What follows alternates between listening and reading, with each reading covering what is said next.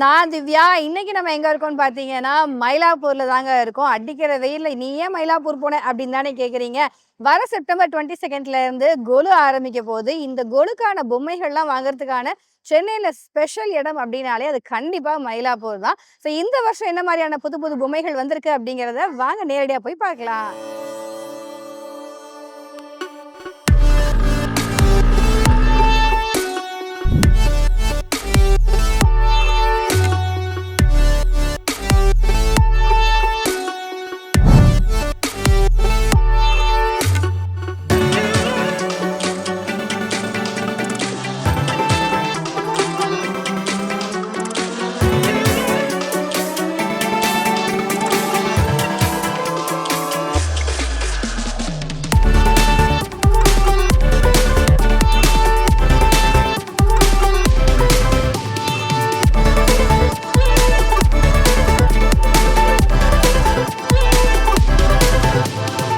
ஒவ்வொரு வருஷமும் புரட்டாசி மாசத்துக்கு அப்புறமா மகாளி அமாவாசைக்கு அப்புறமா பிரதமை திதியில தொடங்கி தசமி திதி வரைக்கும் இந்த 10 நாட்கள் தான் நவராத்திரியா கொண்டாடப்படுது. இதுல துர்க்கை அம்மனுடைய 9 அவதாரங்களை போற்றக்கூடிய வகையில இந்த 9 நாளும் வீட்டுல இந்த மாதிரி அழகழகா கொலு வச்சு செலிப்ரேட் பண்றாங்க. இதுக்கு நிறைய ரூல்ஸ் அண்ட் ரெகுலேஷன்ஸ் இருக்கு. எத்தனை படி வைக்கணும், ஒவ்வொரு படியில எந்தெந்த பொருட்கள் இருக்கணும் அப்படின்னு. அது மட்டும் இல்லாம இப்ப நவீன யுகத்துக்கு ஏற்ற மாதிரி ஒவ்வொரு வருஷமும் ஒவ்வொரு தீமை வந்து உள்ளுக்குள்ள கொண்டு வராங்க. அதெல்லாம் என்னென்ன அப்படிங்கிறத நம்ம வரிசையா பார்க்கலாம். ஸோ இங்க பாத்தீங்கன்னா இப்ப கொலு பொம்மைகளோட விற்பனை வந்து பயங்கரமா போயிட்டு இருக்கு. இங்க கொலு பொம்மை எல்லாம் வாங்கிட்டு இருக்கிறாங்க. அவங்க கிட்ட நம்ம பேசலாம். அம்மா வணக்கம். வணக்கம். எப்படி இருக்கீங்க? நல்லா இருக்கேன். ஸோ சொல்லுங்க, கொலு பொம்மை வந்து எத்தனை வருஷமா நீங்க வீட்டுல வச்சுட்டு இருக்கீங்க, கொலு செலிப்ரேட் பண்ணிட்டு இருக்கீங்க? இந்த வருஷம் என்ன மாதிரி புது பொம்மைகள் வாங்க வந்திருக்கீங்க? எங்க வீட்டுல 50 வருஷமா வச்சிட்டு இருக்கோம். என் மாமியார் வந்து 55 வருஷமா வச்சிட்டு இருக்கா. இப்ப நான் அதை வந்து கண்டினியூ பண்ணிட்டு இருக்கேன் அவங்க கிட்ட இருந்து.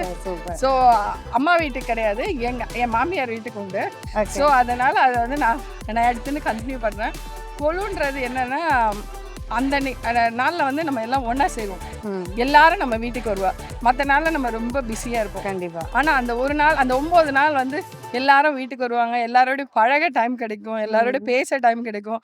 அப்பதான் நம்ம சாமியை பத்தி நல்லா தெரிஞ்சுக்குவோம். கண்டிப்பா. இது வரைக்கும் நம்ம இப்ப ரோட்ல போறச்ச பொம்மையா பார்ப்போம், ஆனா அங்க ஸ்டோரியா சொல்லுவாங்க. நிறைய பேர் அதை வந்து பண்றாங்க. இப்பெல்லாம் குழந்தைங்களுக்கு எக்ஸ்பிளைன் பண்றாங்க. இப்போ இந்த சாமி எடுத்தா இவங்க பிரதோஷம் சிலை, இது எதனால வந்துச்சு எல்லாத்தையும் எக்ஸ்பிளைன் பண்ணும்போது, இந்த காலத்து குழந்தைங்க மொபைலு எல்லாம் போறச்சு அவங்களுக்கு இந்த ஸ்டோரி சொல்லும் போது ஸ்டோரி டெல்லிங் ரொம்ப பிடிக்குது. அப்ப நம்ம சாமியோட இதெல்லாம் எல்லாமே புரிஞ்சுக்கிறாங்க அவங்க.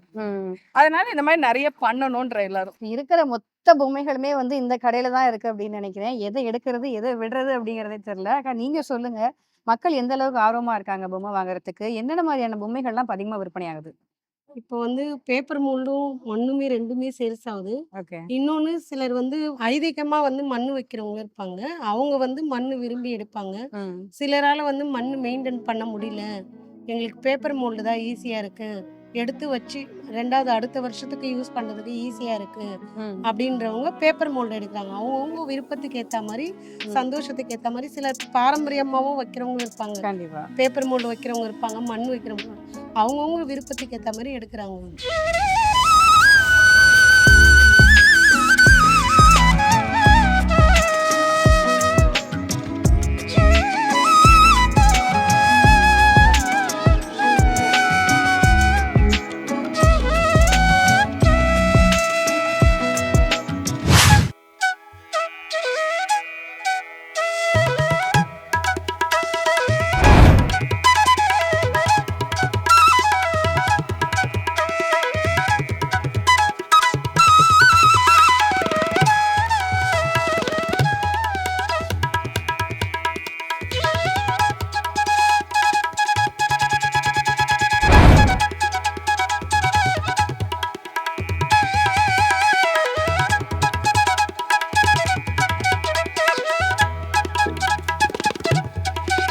ஒவ்வொரு வருஷமும் வந்து ஏதாவது ஒரு தீம் வைக்கிறாங்க இல்லையா? இப்போ அது வந்து பெரிய ஒரு நல்ல ஒரு பிரபலமாக போயிட்டு இருக்கு. ஆக்சுவலாக ஒவ்வொரு வருஷம் ஒவ்வொரு மாதிரியான தீம் வைப்பாங்க. இப்போ ராமாயண தீம் வைப்பாங்க, ஒரு சில மகாபாரத தீம் வைப்பாங்க, ஒரு சில பேர் கிரிக்கெட் விளையாடுறத வைப்பாங்க. அந்த மாதிரி நிறைய இருக்கு. அந்த மாதிரி இந்த வருஷம் வந்து என்ன மாதிரியான தீம் புது பொம்மைகள்லாம் வந்திருக்கு? இந்த வருஷம் வந்து ராமாயணமும் வந்திருக்கு, மகாபாரதமும் வந்திருக்கு, கிருஷ்ணா ஸ்டோரிஸ் வந்திருக்கு. அது இல்லாமல் வாரணம் ஆயிரம் செட் வந்திருக்கு, சுந்தரகாண்டம் வந்திருக்கு, கும்பாபிஷேக செட் வந்திருக்கு, இன்னும் நிறைய செட் வந்திருக்கு. அதுவும் இல்லாமல் பேப்பர் மோல்டு ஃபைன் ஃபினிஷிங்கில் இன்னும் நிறைய ஃபினிஷிங்லேயும் நிறைய பொம்மைங்க வந்துருக்கு. வருஷம் வருஷம் தீம் வைப்பாங்க இல்லையா, ஒவ்வொரு வருஷம் ஒவ்வொரு மாதிரி பொம்மைகள் புதுசு புதுசா வாங்குவாங்க. இந்த தீமை தான் தேடி தேடி வாங்கணும் நம்ம. ஓகே, இந்த தடவை என்ன தீம் எடுத்திருக்கிறீங்க? இந்த தடவை வந்து நான் எடுத்திருக்கிறது வந்து இந்த மனுநீதி சோழன் எடுத்திருக்கேன். ஓகே, நவராத்திரின்றது இந்த 9 நாள் வந்து எல்லாருமே செய்யணுன்ற கண்டிப்பா எல்லாம் எந்த ரிலீஜன் இருந்தாலும் அவங்க ரிலீஜன்ல எடுத்து அவங்க சாமியை வச்சு அவங்க எக்ஸ்பிளைன் பண்ணலாமே. இது ரிலீஜன் நாங்க மட்டும்தான் வைக்கணும் இல்ல, அவங்க வேணா கூட வச்சுட்டு போலாமே. கரெக்ட் தானே? கண்டிப்பா, நிச்சயமா. அவங்க ரிலீஜனை சொல்லணும்னா அவங்கவுங்க வச்சுக்கலாம். அதை நிச்சயமா எதுவுமே யாருக்குமே சொந்தம் இல்ல, எல்லாருக்குமே அது பொதுதான். எவ்வளவு விலைகள்ல இருக்கும்? ஏன்னா குட்டி குட்டி பொம்மைகள் வந்து இவ்வளவு பெரிய சிலைகள் வரைக்கும் இருக்கு. எந்த அளவுக்கு இருக்கும்? மண்ணில் வந்து 150லேருந்து 6000, 7000, 8000 வரைக்கும் இருக்கு. ஓகே, பேப்பர் மோட்ல வந்து 1000லேருந்து 50,000 வரைக்கும் நம்ம கிட்ட இருக்கு. ஓகே. எவ்வளவு நாள் இந்த விற்பனை வந்து ரொம்ப பரபரப்பா போயிட்டு இருக்கும் உங்களுக்கு? இது எப்பவுமே வருஷம் ஃபுல்லாவுமே இருக்கும். எங்க கிட்ட கொலு சீசன்ல ஒரு 4 மாசத்துக்கு ரொம்ப பரபரப்பா போயிட்டு இருக்கும். மற்றபடி எப்பயுமே ரெகுலர் டைம்ல எங்க கிட்ட பொம்மை போயிட்டே இருக்கும். என் பேர் வந்து ஸ்ருதி. நான் வந்து கலிஃபோர்னியால இருந்து வந்திருக்கேன். இப்போ நான் அம்மாவோட மயிலாப்பூர்ல கொலு பார்க்க வந்திருக்கேன். எனக்கு வந்து கொலு ஃபர்ஸ்ட் எனக்கு இன்ட்ரடியூஸ் பண்ணது அம்மா 2018ல.